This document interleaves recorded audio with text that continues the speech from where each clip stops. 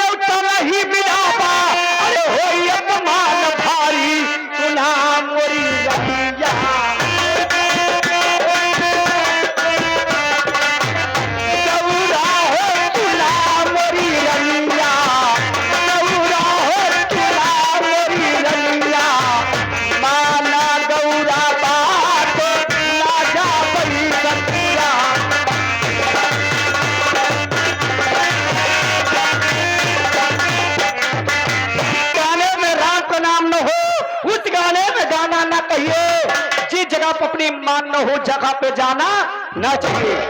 गौरा तुहार पिता अगर हमका निमंत्रण देते हैं तो हम जरूर दरवाजे जाए जाय को हो जा गौरा नारद के सहवा हसी खुशी नहीं हर के आवा हमारे घरवा सुना मोरी रनिया गोरिया हो सुना दिले जमिया नाना गौरा बात ना जा गई ससुराल।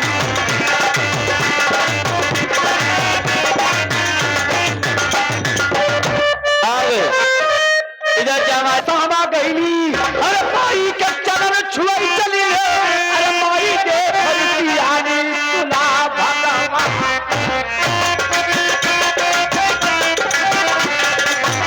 भैया हो सुना भगवाना भैया हो सुना भगवाना नैहरा के बीच गौरा गई नरसिया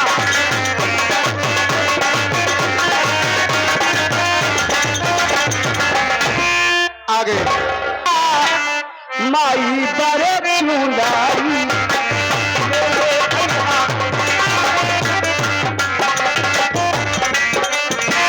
माई बड़े चुनाई माई बड़े चुनाई माई बड़े चुनाई माई बड़े चुनाई माई बड़े चुनाई